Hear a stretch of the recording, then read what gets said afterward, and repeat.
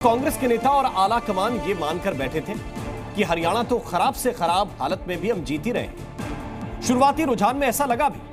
कांग्रेस के नेता इतने उत्साहित हो गए कि जलेबी छानने लगे, लेकिन थोड़ी देर के बाद सारा जोश ठंडा पड़ गया। अब सवाल उठता है कि हरियाणा कैसे कांग्रेस के पंजे से फिसल गया। आज इस रिपोर्ट में आप कांग्रेस की हार की वजह का संपूर्ण कारण समझेंगे।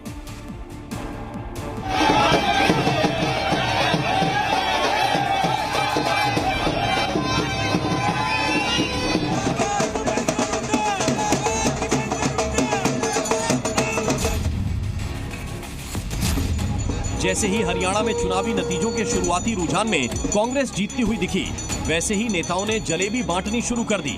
लेकिन दोपहर होते होते जलेबी बीजेपी बांट रही थी। कांग्रेस दफ्तर में सन्नाटा पसरा था। सवाल उठता है, कांग्रेस की चुनावी रेल बेपटरी कैसे हुई? इसको समझने के लिए इस तस्वीर को देखिए।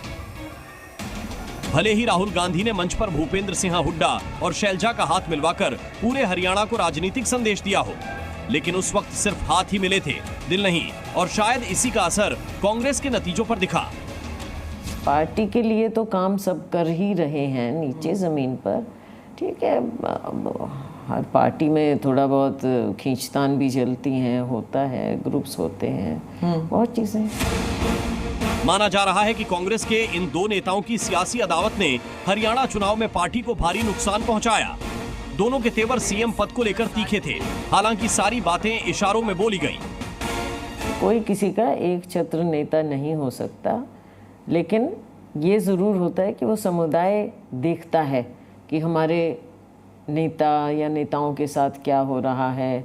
हमारे एक सिंबल भी होते हैं। हरियाणा के लोग क्या फैसला लेते हैं, क्यों हरियाणा के जो लोग फैसला लेते हैं, दिल्ली में भी वही फैसला होता है।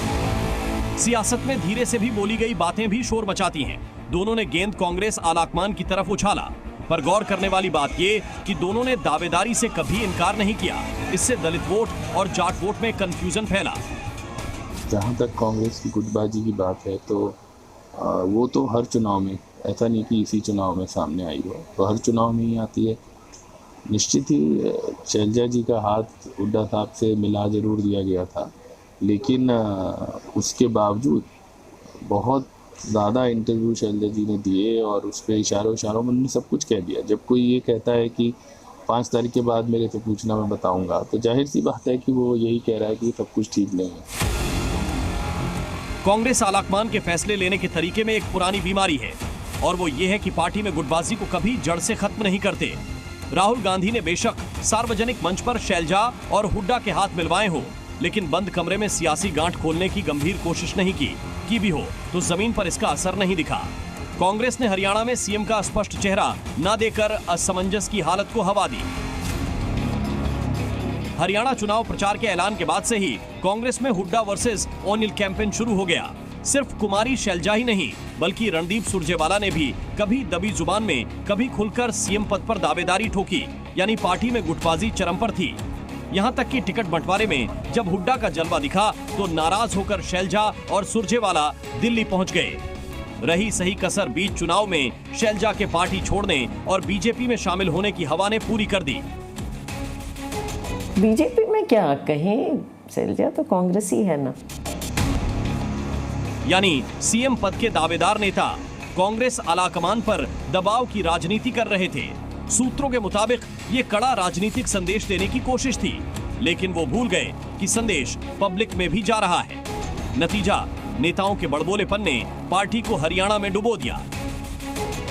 हाल के दिनों में ये देखा गया है कि कांग्रेस सोशल मीडिया में बहुत एक्टिव है। चुनाव से पहले जीत को लेकर एक बड़ा आडंबर बनाया जाता है, लेकिन सवाल ये है कि क्या उसके नेता जमीन पर भी उतने ही एक्टिव रहते हैं? क्या पार्टी सोशल मीडिया कैंपेन में मिली लाइक से ओवर कॉन्फिडेंस की शिकार हो जाती है? दरअसल कांग्रेस हरियाणा में ओवर कॉन्फिडेंस का शिकार है। लोकसभा चुनावों के परिणामों में लगातार कांग्रेस ने देखा कि उनकी तरफ से जनता चुनाव लड़ रही है। यही भ्रम विधानसभा चुनाव में कांग्रेस ने पाल लिया और कांग्रेस के प्रवक्ता और कांग्रेस के नेता ये कहते रहे कि उनका चुनाव जनता लड़ रही है, जबकि बीजेपी अंदर खाने मेहनत करती रही। कांग्रेस लोकसभा में 5 सीट जीतकर दलित वोट बैंक पर जो एकाधिकार समझ रही थी, उसको विधानसभा चुनाव में झटका लगा। कोई शक नहीं, शैलजा और हुड्डा की लड़ाई में दलित वोट छिटका। शैलजा को खुलकर सीएम पद का उम्मीदवार न बनाने से दलितों में कांग्रेस को लेकर गलतफहमी फैली। वहीं दूसरी तरफ हुड्डा के नाम पर मुहर न लगने से जाट वोट बैंक बंट गया। यानी सीएम पद को लेकर गफलत से कांग्रेस को भारी नुकसान हुआ। माना जा रहा है दलित शैलजा को सीएम उम्मीदवार न बनाने से नाराज हुए तो जाट वोट हुड्डा के नाम पर मुहर न लगने पर दूर हो गया। यानी दलित और जाट दोनों ने कांग्रेस को गच्चा दे दिया। नतीजा सबके सामने है। ब्यूरो रिपोर्ट, जी मीडिया।